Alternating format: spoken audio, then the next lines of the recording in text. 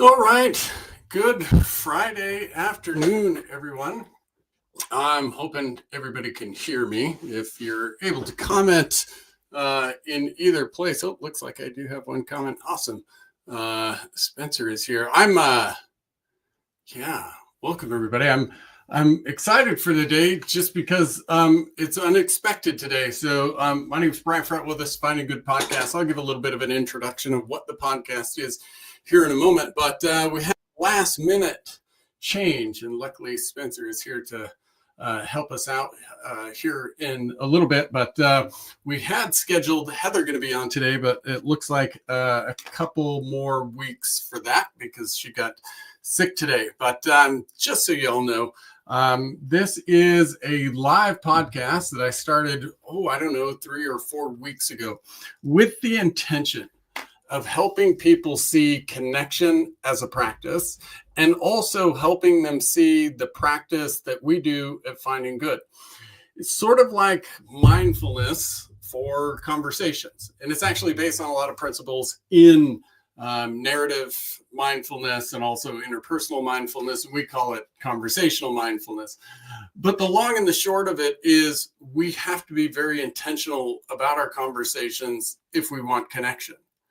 And even before that, so much of the anxiety, the stress, the frustration, and the lack of clarity that we deal with on a day-to-day basis can be alleviated and addressed in how we interact with other people, right? Our conversations, when we approach them intentionally and mindfully, and with some of the sort of tricks and tools that we use as Finding Good, can help regulate that stress and the anxiety on a daily basis, help us find motivation and energy. And I say this because I've been doing this for 10 years with a small group of friends. Every once in a while I post a video on that. So we had one just recently. And the idea is we just get together once a week to talk about what went well the prior week. And I can tell you very directly that single conversation helped me through the death of my father, helped a few others in the call through things like rehab, divorces, losing businesses, starting businesses, because at the end of the day, we are designed for connection. The problem is we live in an environment where connection has to be much more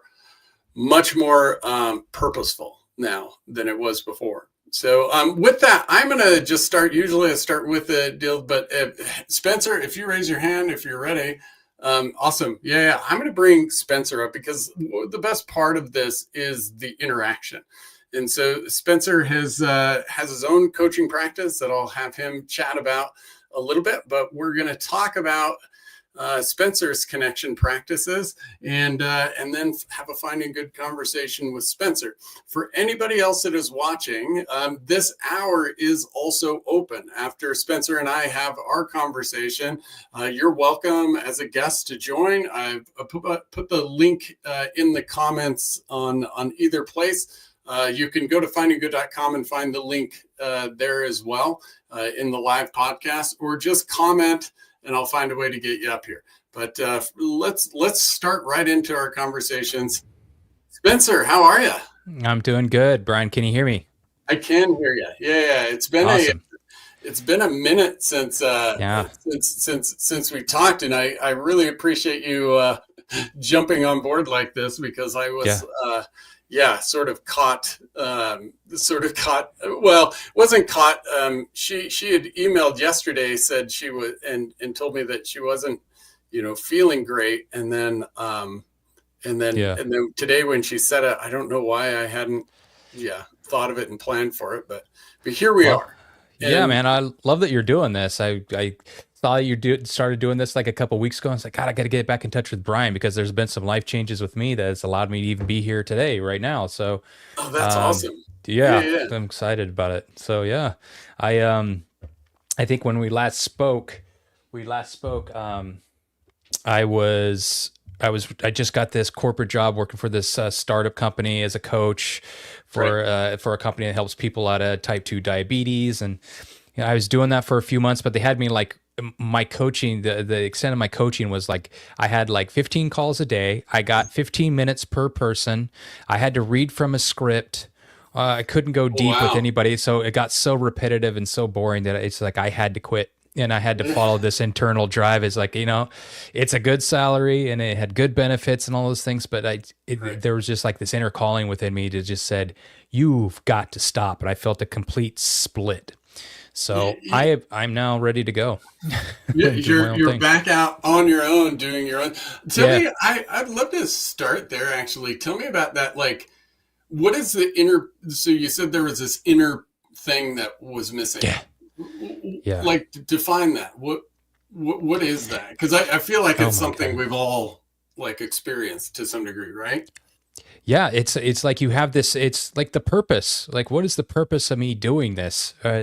There is no definite purpose, and really, what that really was for me is really tying in and using my creativity. There was no creative process that I was able to contribute, so it felt like a lack of contribution to the company, and I didn't feel my individuality because I really wasn't expressing myself through my work. And this is why I love coaching, is because I love coming to these discoveries with other, with my clients together. As Mm-hmm. as a coach, you're learning. I mean, this is why you have this podcast. I mean, it's not Yeah, you're learning right. as we go, and so if we don't have Yeah. that opportunity, then what am I doing? You Well, and know? I think there's that other part of, like that discovery piece is so vital for all of us. Like that, I think as we look at like how we look at connection is in Mm, that discovery, and the word you use, like contribution. Tell me more about like the mm. contribution piece, because there's, I mean, on one hand, you can look at that and say, well, I only have to be on these calls for 15 minutes. I can kind of Yeah, hand it in and get paid yeah, and do the thing. But yeah. like, tell me why that isn't enough. It just wasn't enough. I really feel kind of the constriction of time. If it's not now, it'll be never. And there's this inner drive. I felt a complete split where I wanted to swim, but my foot was stuck on the shore, and I'm trying to do my own thing on and my off hours. I couldn't do that before, but that lack of contribution was was pivotal for me to feel, because I wasn't fully trusting myself that I can Mm-hmm. go out on my own, as they wouldn't really trust me to be a coach for these clients. That's why they gave me a script to follow. Mm. So there was really no trust in the process that I was able to tap into to express my creative side. I wasn't fully trusting myself that I can go out on my own. They couldn't trust me, and so that trust was a big contributor to my contributions. If you trust me, then you would allow me to do my contribution, and knowing that I've been coaching for over 10 years, I know what I'm doing, and Yeah. So, that wasn't so expressed. that kind of that brings up. So there's two things I want to do in the conversation. So with the scheduled guest, so you would be the scheduled guest. I want to have a conversation about a connection practice. Now, you were able to jump on last minute, so we didn't get to talk about Yeah, what connection practice, but I actually kind of heard one in there that I want to explore. And then the yeah, second thing we'll do is an actual finding good conversation. And given you've actually been through the certification, always open the door for people like the conversation, and what we've been defining this as a finding good conversation is a practice. It's a yeah, mindfulness based practice based on some, a lot of neuroscience about how your brain connects and the contribution, that sort of thing. So we'll do that practice, and I'll kind of walk people through that practice, which is the primary purpose of the show, is to see that, but also to listen to the story and engage in the story in mm, that, in a more mindful manner, so that we can learn how to actually get what we need from yeah, somebody else's story, right? So before we do that, the practice that kind of jumped up on me when I tell people, ask people like, what is your connection practice? It's mm, There's like kind of like a side look, like, what do you like, how often am I going to, right? Well, that it's a really broad term. And in this case, in the case I'm going to chat about with you, there is connection to self, and connection to self and connection to others are intertwined. You mm, literally can't have one without the other. As much as mm, people talk about that, like our very concept of self is a communal project. It's a community project, if you will. So the stories we hear, the feedback we hear, all of that stuff becomes this. In on that, what I'm curious about in terms of a connection practice, because they're whether we're conscious of them or not, the practices we engage in are like leading to the outcomes that we see, and especially with things like, and what I'm bouncing around about is you said, being able to trust yourself, and you went from Mm, this job, right? Like, I took this job because it was safe and secure. So that kind mm, of almost suggests that, like, maybe I didn't trust myself as much and I wanted the safety net. And so what I'm curious about is what was the practice? What was the things that you had to do to be able to trust yourself and go out on your own? yeah, I love that. I love that question. It really boils down to what I've been doing with my own subconscious thoughts and understanding that I can't really use the part of my brain, of my forebrain and my thinking brain to make things happen, but to really tie down into a deeper, like what's happening underneath in like the subconscious parts of everything, Right. you know? So for me, it was going into this practice, and I picked this up from the book, The Artist Way. It's an old classic, but it was a simple practice of these things called morning pages, where you get up first thing in the morning, you're still a little bit dizzy, and I've been doing this consistently since November, when we last did the training, and just free writing at least 3 pages. You sit there and you free write 3 pages. And it's really interesting when you're getting through that first page, you're just like, oh, I'm groggy. I don't know what to be doing here. I don't know what Yeah. happens, what's going on. But then after that second and that third page, these things are bubbling up, like your subconscious thoughts are Mhm. coming up, and you can't ignore those. You tie into a deeper level of your subconscious mind and where our inner guidance system is. And when Mhm. we can tap into that inner guidance system, uh, it is just naturally leading you down the path to me, it was to be bold and to trust myself. It's Yeah. like, if I got to do this now. And the more I Right. was able to tap into that, this other job was a lie. And I couldn't Mhm. go back to my morning pages Yeah. in the morning and try to fool myself. That's not happening. So, So, so with that, what I'm curious about is how did you involve others in that? Whether it mm, was the morning page or, like, you're doing the morning page, and I'm seeing like this progression, right? Like this, like yeah. I'm building this energy. Mm, How are you engaging your community? Whether that was, just, your partner, or whether, yeah. like whoever it was, how are you engaging them in a way that continued that to go up? Yeah, it's really kind of funny, Brian. It's like I would talk to my partner Adele, she's a somatic Hmm. practitioner and coach as well through trauma, and so she really has helped me so much. It Yeah. was honestly going to her all the time and going through the framework. What do you want more of? Where you had it before? And we do Hmm. these on our walks. But what's interesting is that I was complaining so much about this job and just I'm split. I don't know what to do. And finally, she said, "Just you're doing nothing but complaining about this." And I caught Yeah. myself. And so the morning pages had me catching myself. I don't want to be a complainer my whole life. Yeah. Quit. Right. Stop. Yeah. I want to be a better partner. I don't want to be just here to whine and moan to you all the time. So yeah, Yeah. that So was it. there's two questions I have in that. Number one, like, what did you do in that relationship to make it okay for her to call you out like that? Because that, I mean, that, Yeah, like, yeah, you know what I mean? Like, not, I know people have been in a relationship for a long time, and, like, oh, you get to where you just, like, you accept the complaining, right? But, like, yeah. what were some of the things that you had done to make it, if you will, Mm, safe for her to confront you? yeah.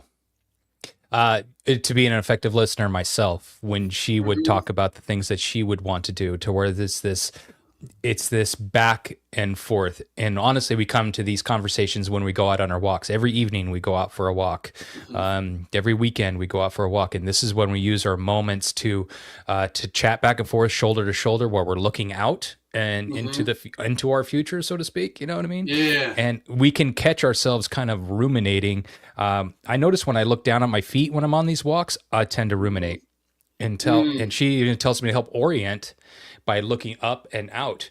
And so I think that's a big metaphor for where we want to take our path too, is to look up and out. And so she has taught me that, which has helped me kind of see what does up and out look like for me as Mhm. far as my career, because I'm just ruminating, going over all the crap that sucked and going all that. Is Mhm. what happens when I tilt my head up metaphorically and literally, Yeah, and and what it's do I see? interesting. It's interesting you just did that, like as you were describing it yourself, right? Like Yeah, looking down. yeah, And I to that what I'm hearing is that like it's a very intentional walk. Like you both have yeah. talked about looking forward and looking down. And so that like that connection practice that's in there is very intentional, right? Like Hmm. we're having these Yeah. conversations, we're even watching where we're looking. Now with that, I want you to take me, if you could, into the moment that she confronted you. Mm. Yeah, if you could Yeah. remember that. And Oh maybe it gosh. was more than once, but like Yeah, yeah. it was a kind of more than once, but she would ask me the questions, those probing questions, is like, Sure. what is it that you're afraid of would happen? What happens if you would just quit? Do you realize that I have to carry the weight of not just everything that I'm going through, but I have to like Mm, carry your baggage as well? And yeah. she said that in such a way to where it helped me realize and see is that I'm not pulling my weight and becoming my own individual, and and me becoming whether a man or whatever, but Yeah. I'm not pulling my own weight in this relationship. She just reflected to me in her own words, Yeah. she's got a way with words of saying it's like, I'm carrying my own stuff, now I got to carry your stuff, and I always have to be here for you and make you feel better. you know What? what would it be like if you just could stop and do something about it? Oh, you so know she there was a bit of that like what would happen if you did this, not just like I'm carrying your weight, get your shit together, right? Like there Yeah, was a bit yeah. of the in that moment, like was there and I just I asked this for Uh, myself because like my wife and I are really good at feedback, and then also I'm really bad at accepting it sometimes. Was there a moment in there that was there like some process time in there for you of like yeah, getting in your feels a yeah. bit and like tell me about Sure, sure. I mean, shadow side came up a little bit too, where I felt those inadequacies and those things that I was just kind of shunting away. They would that? come up, and then I would get a little bit more reactionary. Uh, and she understand that's part of my process, and then we would have to kind of split up for a little, not split up, but like make space. Go to your corners, and it wasn't like confrontational, but there Sure. was still so much that I had to process, and her being she's so in tune. Adele is so in tune with what is going on and paying attention to all those subtle cues. I mean, there's nothing I can Mhm. hide in this woman, from my facial Right. expressions, my tone of voice, how I carry myself. You can hear my breath if I'm holding something in. So there was no Mhm. place to hide. And that led to a lot of frustration. I could not hide from this decision I had to make because she was the mirror for me. Mm. Yeah. And so I had to like make peace with that, and I go to my separate corner and to think about it. I really, it comes down to a simple choice. What life do you want to live? Yeah. And so that's What what helped me. what is the strength behind that choice Hmm. for you? Like in that moment when you were confronted, right? To be able to Hmm. process it and it was more than that moment Yeah. because a couple Yeah. and moving like and I ask this part because like, you know, a lot of people would take that, get that feedback and maybe shut down, right? But to Okay. be able to I love that. use that, like to be able to lean into that and what is the actual strength? Yeah, no, that's a great question, man. And I came to this really with her being a somatic practitioner, is really coming back to my body. What do I notice in my own body? Obviously, when we often, it's easy to like pick up on the spots of something that really gives us discomfort. I feel tightness in my chest, or I feel out of breath, or I feel tired. But for me, it was going to the gym and working out vigorously and working out hard and pushing around Mhm. resistance, that I had this epiphany that when I'm in this gym, and I've been working out for a long time, I have all the confidence in the world. When other people look at you and go, "Oh crap, that guy knows what he's doing." I know my way around the gym. I know how to carry myself in the gym. I know how to get the most out of that. And I thought, Mhm. what an interesting juxtaposition of I feel so inadequate out there in the world as an entrepreneur. What if I took the energy that I have inside this gym where I am physically pushing resistance and building strength through the process? What would that be like if I took that into the entrepreneurial endeavors that I want to do? And that completely flipped the script to where I felt stronger. I felt like I Yeah. could deal with this, and I'm welcomed, you know? And so part of that strength, it sounds like, is a reframing of what it means to work. Mm, yeah. Yeah. Because, It helps you rethink resistance, you know, if we mhm, don't push through it. I mean, you've probably read the book War of Art, mhm. and Yeah, how we Stephen use resistance. Pressfield liked one of my videos not too long ago, and What? that was Oh like my gosh. I took a picture of that. That made my entire day. Like That's awesome. Pink had started following me like a Oh, few months really? ago, and that Oh, was really cool. cool. But I have to tell you, Stephen Pressfield, like he didn't Hey, follow me, but he liked my thing, and I was like, yeah. Anyway, sorry. you're becoming a pro. You're for sure. You Yeah. are a pro, but I Well, mean, Pressfield's writing and his stories are very oh, it's incredible, right? are I love very it. close to me. Yeah. Um, Yeah, that's but cool. that like, I think that idea of like changing the idea of work, right? Hmm. That in the Hmm. relationship is in the, if you will, the resistance of the relationship is Yeah. work. Like Mm. defines to me the practice that you were engaging in that allowed that helped with this trajectory. Like Yeah. there was a daily note taking, but to be able to go into the conversation and Yeah. almost like seek out that resistance, Yeah. right? Yeah. For so many of us, the relationship is about, we should, and I get into this all the time with my wife. It's like, I just want you to be supportive and encouraging and tell me all my damn, strength, Yeah. like tell me I'm awesome. And that, part like add in my Right. neurodiversity and I can shut down in a second. Right. But that Yeah. being able to see that like pushback and to create the environment for Mm. yourself and for the other person that pushback can be accepted. Like Yeah. that in the practice of like we're walking in a very mindful, with a very intention.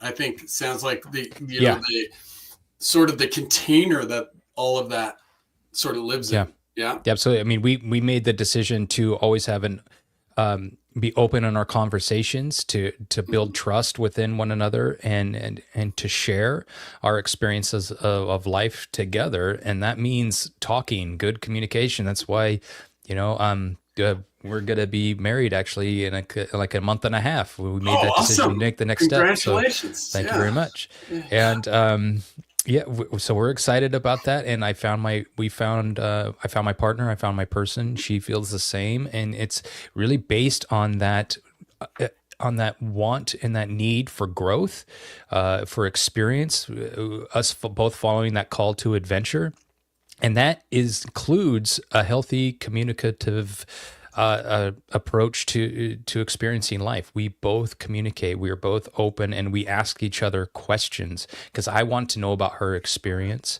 She Mhm. wants to know about my experience, and I want to be a better partner by setting the example by going for my dreams boldly. And you know what's Mhm. funny today, I just want to share this, is that she was in a soul-sucking corporate job that she couldn't Right. stand for the longest time, and today is Mhm. her last day. So Oh, we have wow. both And she's set up, going out on her own as well. yeah. So we're Yeah. both going for it, and yeah, we're just absolutely we're tired of living some other life, and we're tired of people watching us and auditing our calls. It's like we want to do Right. our thing and do our work, and we're supported. We're going to make bold moves, and we're going to be Mhm. supported. Yeah. And we're both awesome at what we do. So hey, we're going for it. So I have one more question on the structure. Uh, when you do those, when you have the walks, Yeah. do you set aside like, uh, do do you have like a process for like, okay, I'm going to give you feedback here, right? You know what I mean? Like, does it just kind of happen as it happens, or is it like, hey, Yeah. I'm gonna like, you've been Okay. complaining for a bit. I'm gonna do it, or like, how does that? Is it planned out, or Yeah. does it just I kind of can happen? tell when she picks her moments, Okay, and I have to be in a certain mood to dude. really take in that feedback. The walks completely help. Being Yeah, shoulder to shoulder to where we can look out, orient, and it provides we were in an open space. And then what's nice is that if you're sitting at a table with somebody and you're talking like this, there's this uncomfortable silence to where you can't really think about something. And then if right. you just decide not to chat about it yet, it can be really Mhm. odd. And I get really uncomfortable and I would have to move or leave. But if we're out walking, we can just walk, listen to the gravel hit our Mhm. shoes, pay attention, orient to the environment, Yeah. get in our rational set of mindset, and then come up with an answer, a deeper answer, because we allow that Yeah. time. And the walking side by side is actually a bit biased to the dude and the man in the relationship. The Yeah, face to face is actually, and there's some like biology behind it. There's some probably. socialization behind it, but like face to face can actually be really confrontational Yes, for a guy. for me. And Yeah. yeah, yeah. Like, the neuroscience scientists that taught me that had always had I don't know if there's any legitimacy to it, but he said the reason why bar stools are side by side is because men Ah, communicate side by side. And yeah. my response to that is like, also because there's a counter. They're You know what I serving mean? drinks. Yeah. Exactly. I was like, I don't know, but Yeah. whatever. If it works, it Yeah. works. But Yeah. I just, and so just to break it out so people listening can, like, the idea of sharing the connection practices is so that you can pick up some things in your own. And so as I'm hearing it, Yeah. Spencer, your practice had a lot to do, your practice for being able to kind of trust your own value, right? To be able to Yeah. really kind of dial in there. Very much the journaling part every morning, like Yeah. the 3 pages of writing, and then was reinforced by these very intentional walks with your soon-to-be wife.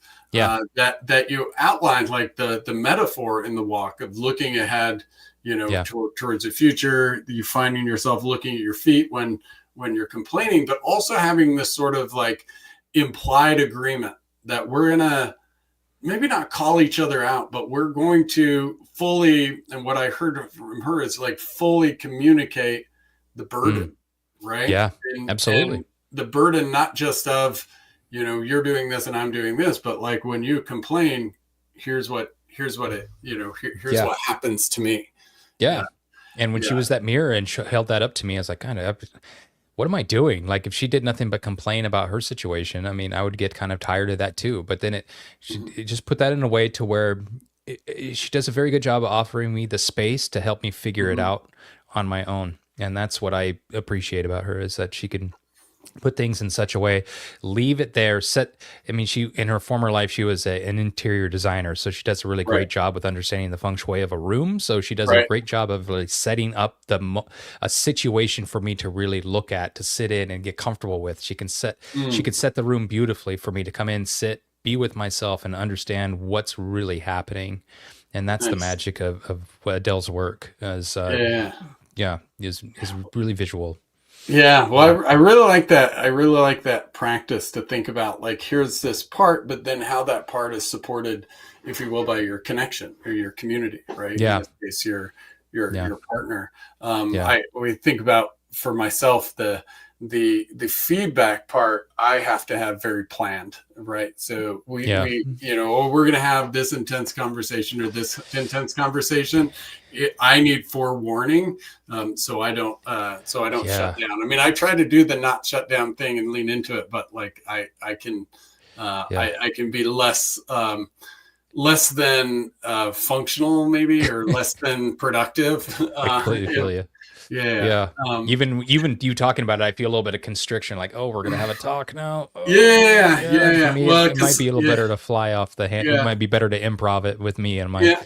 the way I Well, and feel. I've Yeah. always had this really weird balance of like I can take criticism, like if I on social media, none of that bothers me for a second, Right. but when it's somebody close to me, I can kind of dive into this. There's something wrong with me. You don't like me, blah, blah, blah. You know what I mean? Oh yeah. And I can just go down that hole too quick. So I have to kind of put in the buffers in the conversation for that. Yeah. Good point. Yeah. So the second piece, I think that's a really good connection practice. And I want to reinforce like, hey, thank you for doing kind of a last minute jump on. And for anybody that's watching or will be watching, like Spencer and I are going to have a Finding Good conversation. I don't know which way or what we're going to talk about, which is kind of the point. Yeah. But if you're watching, we go for the whole hour. So if you reach out, we can bring you in to have that conversation as well. One of the things we want to do with this podcast is just be a place for people to see how a very focused conversation can provide the same relief of anxiety, stress, this increase in energy that a mindfulness practice is, because it is a mindfulness practice, but in connection, it can actually be amplified. And in doing so, give us some tools to approach conversations that aren't just about, kind of the niceties of conversations, which are great, but to be able to approach and get the things we need out of conversation. So with that, Spencer, and given you have, knowledge of it, like when I sent you the text of like, hey, here's what we could have a Finding Good conversation on, what jumped into what did you start thinking about? Oh, definitely. It's about developing a happiness practice for myself. It's what I'm definitely wanting more of in my life is more of the capacity to be aware that I can choose to be happy, and that it requires a practice. For many years, I felt like happiness is something that is outside of me. For many years, I thought maybe happiness was something like only for other people. I grew up in a very unhappy type childhood where the father is very unhappy all the time, bitter, you would say. So I thought, well, this is a genetic thing. Right. This is a hereditary thing, and that's just not part of my family. I can't be a happy person because I didn't grow up in happiness. And those are just those irrational thoughts or those things that hang out in the subconscious mind. But I'm starting, what I want is, like you see the sign behind me, I'm reminding myself of a practice. It's a choice in each moment to live a happy life. And that's what I really want to focus on. That's what I want more of in my life, is to create these by developing it's something you practice. Yeah. Yeah. So just for everybody watching, this is where the conversation kind of starts, and like the sort of what we call Finding Good, or if you want to call it like a form of conversational mindfulness, is now it's my job to engage in this story and really paint the picture. And in painting that picture, I get the benefits that we can talk about afterwards. And there's benefits to Spencer as well. But as we go through it, I encourage you to listen both to the story and to the questions and see where your brain goes in your own story, but also where you relate to the story you're hearing. And are there questions you would have asked differently and ways you would have approached it differently? So in this context, there's almost this implied, like, I'm looking for advice, right? Like I want more of this. And when I say that is like, when somebody says they want more of this, we can naturally go into advice. I'm going to avoid advice and instead go into curiosity. And what I kept thinking about as you were describing happiness is I'm really interested in how you would answer what the happiest moment of your life was.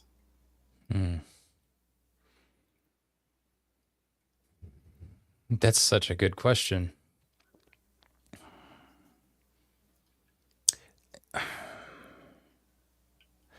Do you want to describe the moment? It's one of one of the happiest moments of my life.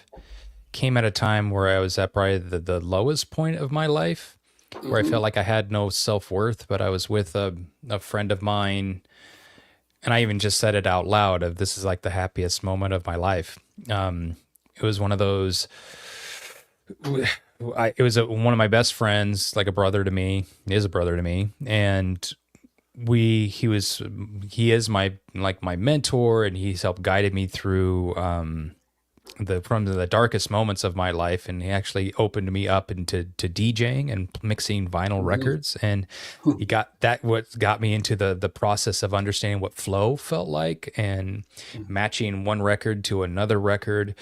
And we would just get in this creative like space, and we would just build music together and just sharing moments. And that's kind of the scene where I was in the house, and I was just playing music and really starting to see a way forward in my life and a deeper appreciation for who I was. And at that moment, and I was just overcome with emotion. It was I just said out loud, this is the happiest moment of my life. Being I got a glimpse of what I could be, and that it's been here with me the entire time. And so just that small little glimpse brought me to say this is the happiest moment of my life, because I can see a way out of the darkness, you know. Paint a picture for me of what you saw in that moment. The music was always such a beautiful backdrop to your thoughts. It's no different than, you know, when you're a kid and you're watching Rocky, and the montage is the best part. It's and for any guy that's out there understanding the power of Rocky, it's huge. Like the music is so Mhm. important for me, in Is that the building music a that way was playing? forward. No, no, no. Oh, okay. It was not. It was not the music that was playing. But the thing was, is the music that we played. It's more electronic music, but it's like these break beats that can be very dramatic. They're very theatrical. They can conjure up so many different emotions, especially when you mix the music correctly and you build. There's this building tension that you can build inside the notes and the tunes, and you have this climax, and you can have a beautiful, you know, letdown after that, and then build it back up. And we would just play records all night long, to where it takes you through a whole range of emotions, through fear, through courage, and through joy. And when I experienced that entire spectrum of being at the lowest point to the highest point, back low and then back high again, that's when I could see the whole landscape of my And life and appreciate that. yeah, and what it like it was this like when you say I could see it, what like did Hmm. you have like did you see yourself somewhere? Did you see like what is it that you saw in, if you will, your mind's eye, or like Yeah. what was the clarity there? I just saw the sun on my face. I saw brightness. I witnessed like some I witnessed like gold. It was Mm, it's hard to it's hard to really describe with the English language or with words, but that's what's the power of music. It's a whole other language that we got to tie, and it's hard to describe afterwards, but it's something that you feel in that moment, to where it just there's this boiling, rolling pressure, almost I dare say orgasmic. Is like this build up and this mhm. release of that expression. And I was just feeling it from my toes roll up and out of my mouth without even me noticing me saying it. And then, of course, you know, my brother he's just smiling as I said it, you know, because they all realized it was they're witnessing my metamorphosis and my becoming, and I'm What realizing that too. what was the thing that you were doing in that moment that allowed it to bubble up? And I'm not necessarily talking about the playing the music, Yeah, but what you were doing in playing the music. Like what was walking. the action, the, you know what I mean? Like yeah. I was I was listening to some other music, but I remember being up and pacing the room, Hmm. and as if I was processing. I was really there was something. It was like getting a download, and I was just processing it, pacing back and forth, and it felt like as if I was on a stage or something. Yeah. It sounds like But you were like immersing into the music a little yeah, bit, yeah, and it's into the completely. walking and what was going on. Yeah, tell me about that. Yeah, it's like listening to what the energy of the music was giving me at the time, and just really pacing. And I was looking down. I remember that specifically, and then like looking out, and you seeing the morning sun come in, and you're feeling a peace. You're feeling a. I was feeling a calm. I was feeling a stillness. It was that safety What to did what to did come out with it. What did you let go of in that moment? I let go of the fear. I let go of the that inner critic and that judgment. Like, no, you can't have this. You can't be happy right now. That was gone. It was completely gone. The word that keeps coming to my head, and I just want to check. It sounds like in that moment there was like surrender. Yeah, I think that's a really good. That's apropos. Yeah, I would say that is like, if this isn't it, it doesn't exist, right? So Yeah. I had to let the guard down to just, and it just came out. It just came out, and it just I Mm, would. That's not something that I say all the time.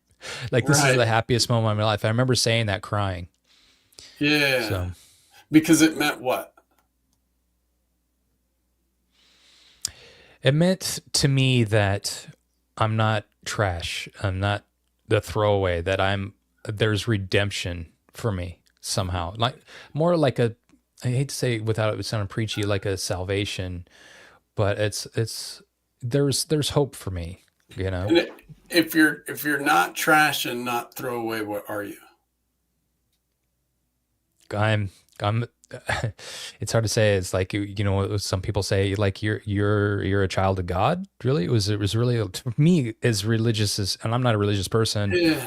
but I saw myself as a as a gift, some, you know, for me, you know, if anything else, not for other people. It's like, I'm my own best healer. That's where that I was split for the longest time. I was, for a moment, came together, and I wasn't going to say like at that moment everything was cool with me from that moment forward, but it was a glimpse of what is possible if I were to sustain focus and drive towards becoming who I was And it, myself. it, it sounded to me, just like listening to your words together, like in that moment, you allowed yourself to be a gift. Yeah. The surrender was allowing yourself to be the child of God or the gift. Mm. Yeah. Yeah. Yeah. Um, Yeah, the guard was down. I think it may have been like early in the morning, late at night type of thing. You know, I didn't have the energy for it. The music just helped conjure it up. The setting and the environment was just, the set and setting was perfect for that type of epiphany. Yeah. But it was the safety and the friends and the people that I trust. I felt trust throughout the house. I felt like just this belonging, and it allowed me to explore, you know, my feelings. Like, it was a very spiritual experience Mm. that I just finally allowed to have happen, And, because I and was it's honestly looking for it in a and way. and I mean, it's interesting because, like, so in the conversation here, getting down to what it is, I feel like we're kind of in there, but now I'm Mm. making a connection to like this trust, right? This acceptance and like surrender is a lot how you described what you're doing in your walks with your wife. Yeah, yeah. I would say that's about spot on. It's just allowing myself. It starts with those thoughts, and that's what comes down to the morning pages. I just allow those thoughts that come up, no matter how kind of crazy or they might be to the conscious mind or the rational mind. I just let that all come out, and then we start to put it in practice. You see a way forward, and then the talking with Adele about it, kind of, I feel it out with her, and then she supports what I say, and then I start to develop. I can get into a practice, and then start putting it into motion. I try something out. And that Um, and that yeah. sounds to me like the journaling in the moment, the going on the walks with your partner are just these opportunities for you to surrender, for Mm. you to trust. Yeah. Yeah. Nice, Brian. That's good. Yeah. Yeah. Because that's the whole thing. It's like to surrender into that line. I don't know if it was Goethe that said that, be bold and mighty forces will come to your aid. Hmm. It doesn't say, Yeah, hey, play it safe and you'll be comfortable the rest of your life. You know, hey, yeah. you need that 401k more than you need to be bold with your decisions and live the life you want. Like, nah, Well, I'm tired of it's that. yeah, and Yeah. it's just interesting to me because like in our first conversation, with the like your connection practice, there was this like, how did I learn to trust myself, right? Yeah. Is very rooted in, that when you were the happiest, and that like in that moment when you were the happiness, that surrender and that acceptance is also the same thing that allowed you to trust yourself. Yeah. It's unconsciously almost putting that into practice. Yeah. Yeah. Yeah, absolutely. And I think I often think about the line, life, liberty, and the pursuit of happiness. And I'm hung on that word, the pursuit of it. That means a daily thing of going after it. And I think about like being on a bicycle, of like the only way that we can stay up on the bike and on the trail is if we're moving forward. You can't stay still on a bike and expect to hold your balance. Like the pursuit is the movement towards happiness, a practice each and every day that anyone could have, even me. Well, and it sounds like for you, the movement is like these acts of acceptance and this act of surrender. It's embodying the idea of moving towards what you want.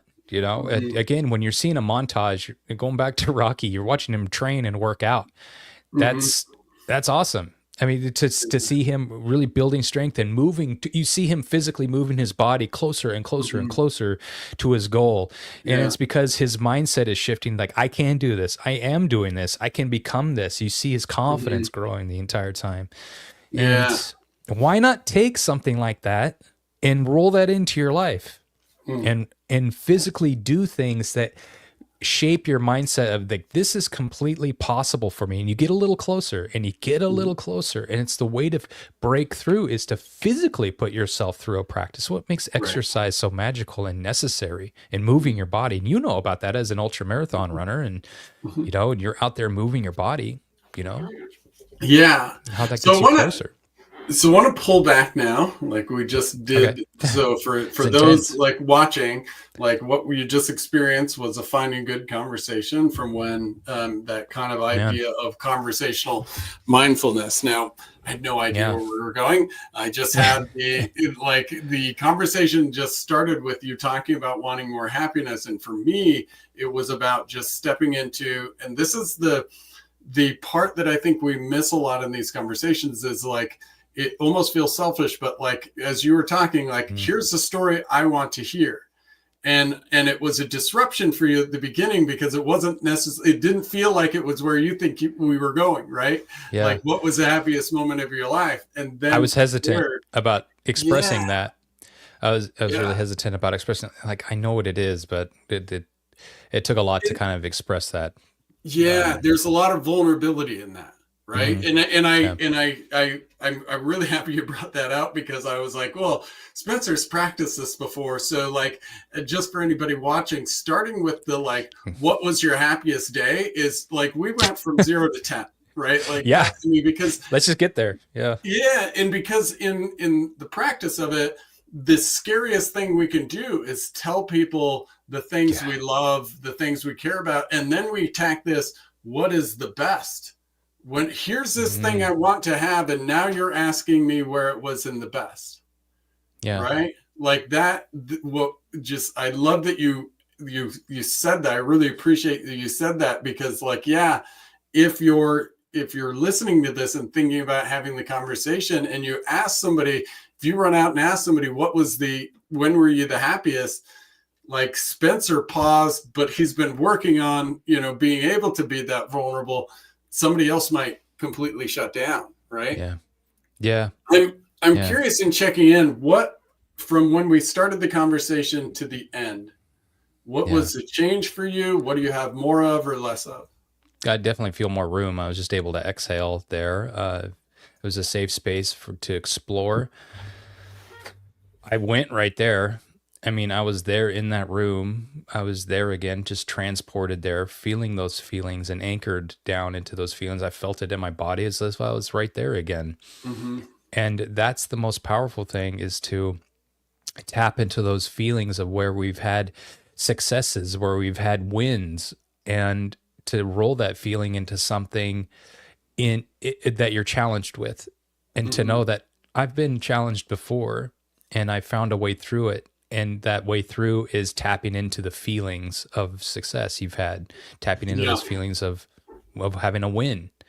Mm-hmm. And that was a huge realization for me. So as I was going through it, I felt constricted at first, and I began to open up. And your questions and in your curiosity allowed me to take my time and not worry about saying the right thing, but just saying the thing that came up for me, because it was really hard to say the words I was a child of God in that moment, because I feel Yeah. for me that's hard to say. I'm not saying others, everyone is. Yeah. I feel everyone's made in that from that image. Everyone has magic in them, and like all Sure. this. But anyway, that was my hesitation there. But when I began to open up, I was hearing the music in my head. I know exactly what song it was. I was listening to it, and I was getting emotional and feeling about it and going to those feelings. It's still bringing me up now, but that's the power of having curiosity about another person, is that you ask them questions.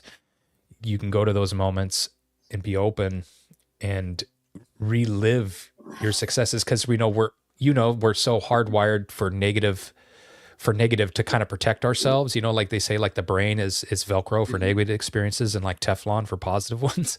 Yeah.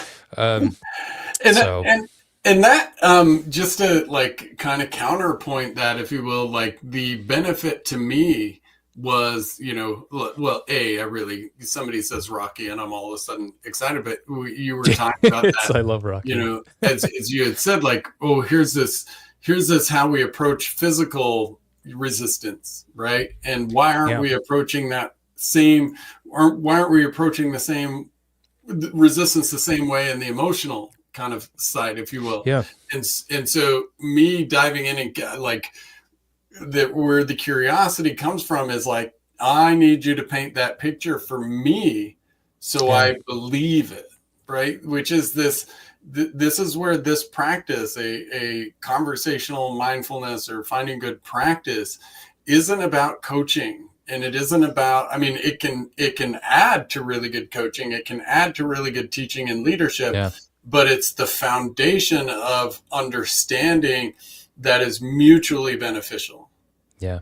And I think that's the part of connection that so many of us like miss. And it's the benefit of this podcast to me, because we have to be intentional about that. And when I get on the podcast, I get to be, right?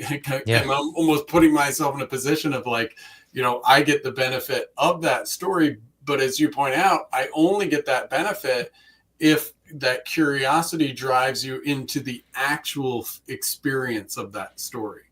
Yeah. Not just like, here's what it meant, which is important, but like, here is how, like, as you were describing the colors and the details and the fear of actually saying it out loud, right? Like, for me, we lose ourselves in your conversation or in your story. And imagine people watching this or listening to this will do the same. And when that happens, it's a process called neurocoupling. That how your brain is firing when you're telling that story, the more engaged I am, my brain is firing in the exact same way. And it's almost as if I get to use your experience as if I've had a similar experience. And so not only does your clarity and confidence goes up, but mine does as well, if I'm being really mindful and intentional in the curiosity, and not spending all of my time wondering, what is the next question? What insight can I make? Can I, create for Spencer? How do I answer? Like the practice in here is actually consciously not trying to give you ideas for how to make more happiness, right? It's fighting that urge to lead you and guide you, and stepping into the almost discomfort, if you will, of just immersing into that story and allowing the story to be, right? Not modifying the story. And then when I have it sounds like this, I just check in as opposed to assume that's what it is. Yeah. I love it. It takes so much pressure off of that part of us that wants to ask the perfect question. especially with we coaches, like deal with that too. It's like, God, I want to ask the best questions. Like I remember when I first started coaching, I would write all the, oh, that's a good question to ask somebody. And I'd write all these down. I got to get these in my brain somehow and ask these good Right. questions. These are such good questions. And And and the framework here that you provide with your work is just so we could, the beauty of it all is the same 5 questions you just go through and it could be completely different answers every time. If you ask the same person every day for the rest of your life, will be something different every time. Yeah. And we don't get that unless we experience it.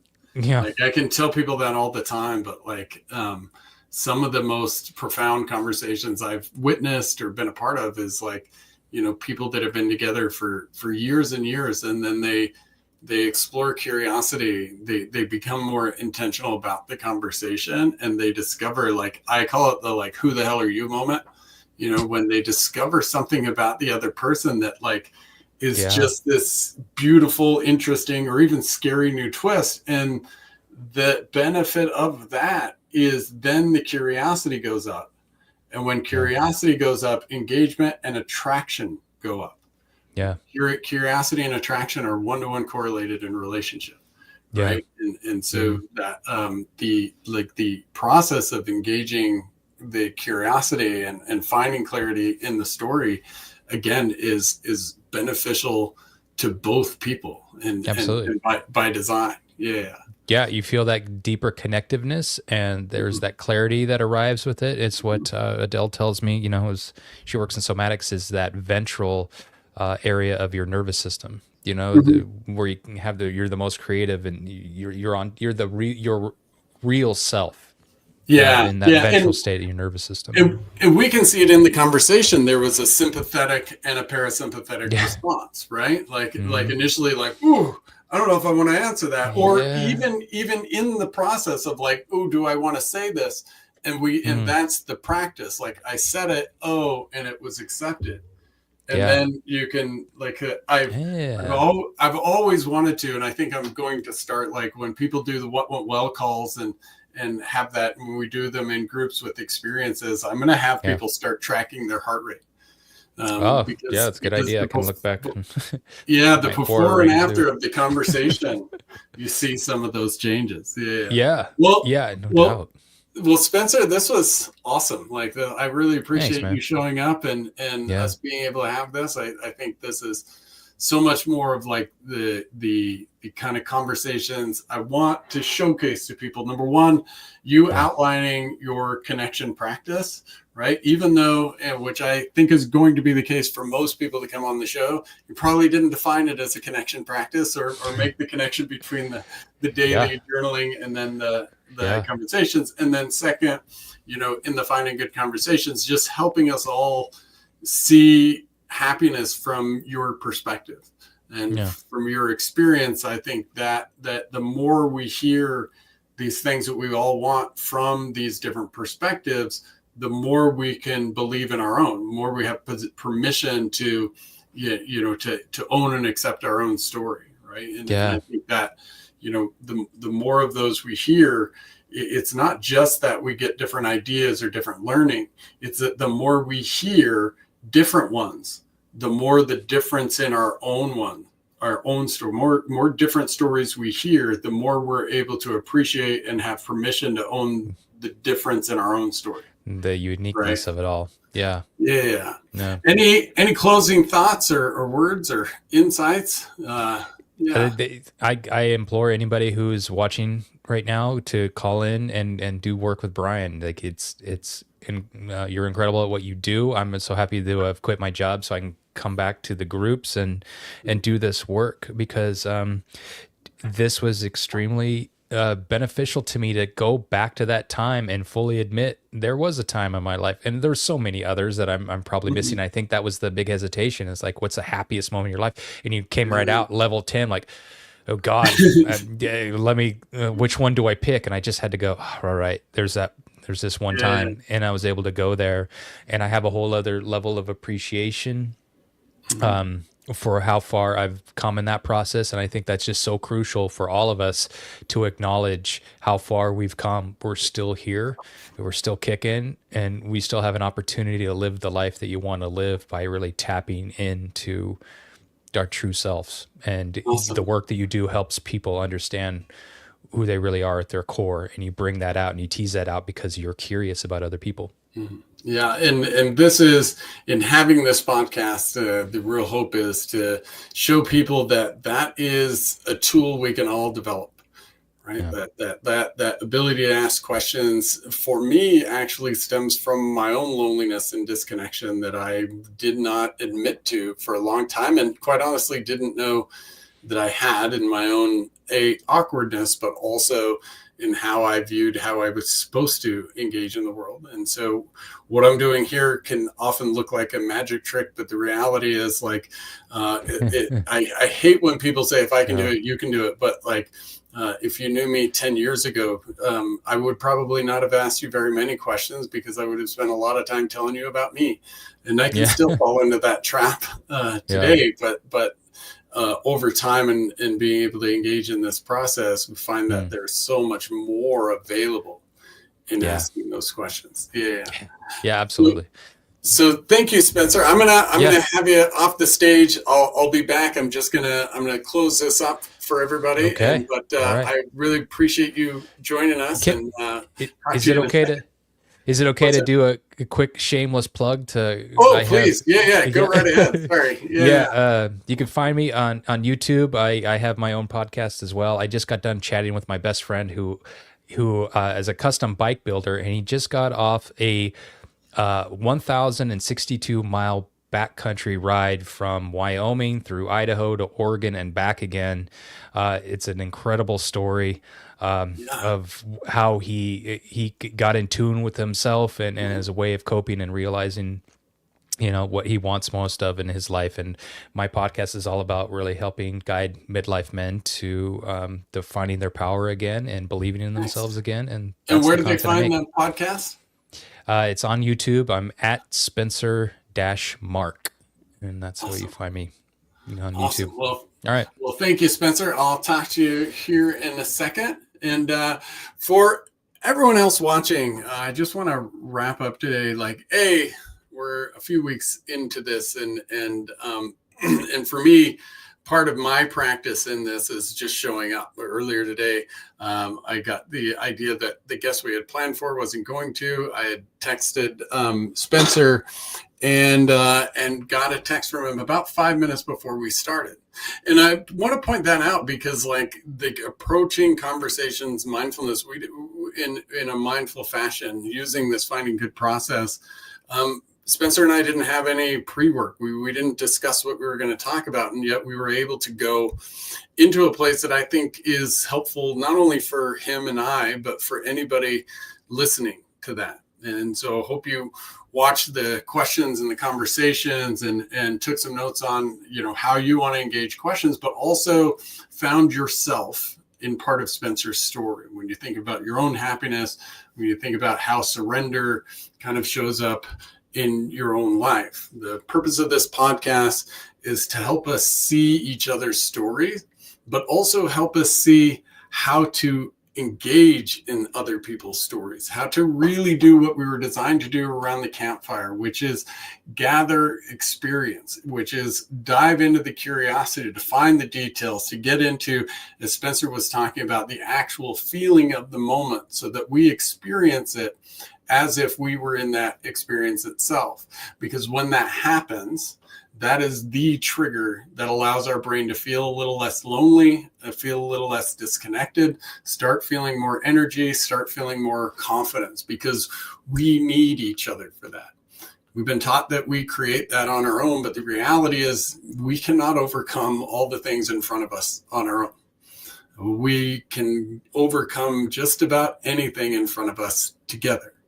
What we have to do is learn how to intentionally build practices that help us regain community, regain connection in our community, build deeper relationships, so that these things that we're taught we're doing on our own can happen much more quickly, much more consistently, and at a much higher level than they ever could on our own by doing them together.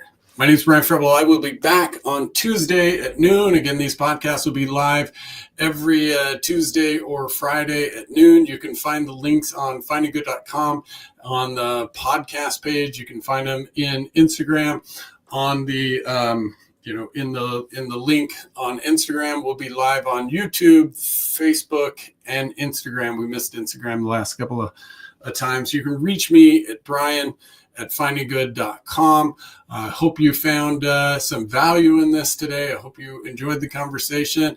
And most importantly, if you'd like to be a guest, either a planned guest or just an impromptu, please reach out, send me an email, DM me on any of the platforms. I really hope to have you all as a guest. But with that, we are an hour and 5 minutes, good amount of time. Thank you all for checking this out, and we will see you when we see you. Thanks.